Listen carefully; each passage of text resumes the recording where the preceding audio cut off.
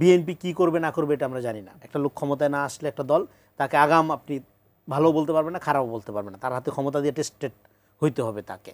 সরকার যদি বৈধ হয়, সরকারের গঠিত কমিশন যদি বৈধ হয়, তাইলে সেই কমিশনের প্রণীত আপনার জুলাই সনদ, সেই সনদের আলাদা করে আইনি ভিত্তি কেন দরকার? গণভোট এখন এই নির্বাচন হবে কি হবে না যে আশঙ্কার জায়গা, সেই আশঙ্কাটা মূলত তৈরি করছে এই গণভোট সময় নিয়ে। আজকে জামাতের নির্বাহী পরিষদের বৈঠক হচ্ছে, সেখানে তারা নভেম্বরের মধ্যেই গণভোট চেয়েছে। বিএনপির আমির খসরুর সাথে কথা হচ্ছে, আজকে তার ইন্টারভিউ নিয়েছি, তিনি বলেছেন যে আলোচনা কোনো কিসের আলোচনা, 14 মাস আলোচনা হয়েছে, জুলাই সনদ স্বাক্ষর হয়ে গেছে, এখন আবার কিসের আলোচনা, এখন শুধু নির্বাচন। এটি নিয়ে একটু যদি বলেন। যে দেখেন, এখানে বিএনপি যেটা নূর ভাই বললেন এটা যথার্থ, বিএনপি খুবই একটা স্মার্ট মুভ করেছে। প্রার্থীতা ঘোষণা টোষণার মধ্যে শুধু দল হিসাবে বিএনপি না, গোটা দেশকে নির্বাচনের মুখে ঠেলে দেওয়া হয়েছে এবং নির্বাচন মানুষ চাচ্ছে। কারণ এই সরকারের যে প্রতিশ্রুতিগুলো যেগুলো আলোচনায় আসলো, এখানে জনগণ যেরকম একটা রাষ্ট্রের আকাঙ্ক্ষায় সমস্ত ত্যাগ স্বীকার করতে রাজি হয়েছিল, তার কোনো কিছু এই সরকার করেনি।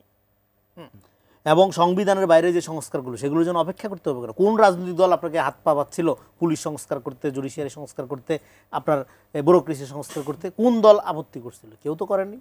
আপনি কেন বসেছিলেন এগুলোর জন্য? সো হলে এখন গণভোট, আইনি ভিত্তি, জুলাই সনদ, জুলাই আবেগ, এই ইস্যুগুলো মাইনর হয়ে গেছে। ডেফিনেটলি এগুলি গুরুত্বপূর্ণ, কারণ গণঅভ্যুত্থানের মধ্যে আমরা একটা প্যারাডাইম শিফট ঘটনার মধ্যে আমরা চলে গিয়েছি।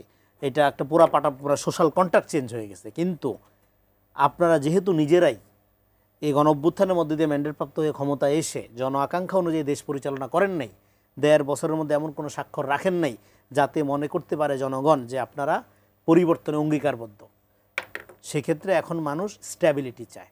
বিএনপি কি করবে না করবে এটা আমরা জানি না। একটা লোক ক্ষমতায় না আসলে একটা দল তাকে আগাম আপনি ভালো বলতে পারবেন না, খারাপও বলতে পারবেন না, তার হাতে ক্ষমতা দিয়ে টেস্টেড হইতে হবে তাকে।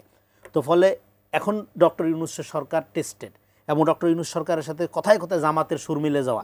জামাত ইলেকশন না হইলেও সমস্যা নাই, জানুয়ারিতে হইলে ভালো, ফেব্রুয়ারিতে সমস্যা নাই, আপনার ডিসেম্বরও খুব সুন্দর সময়, এবং জুলাই সনদে আপনার আইনি ভিত্তি না হইলে স্বাক্ষর করব না। মানে সে বলে নাই কি, কিছু তো বাদ রাখা নেই বলতে।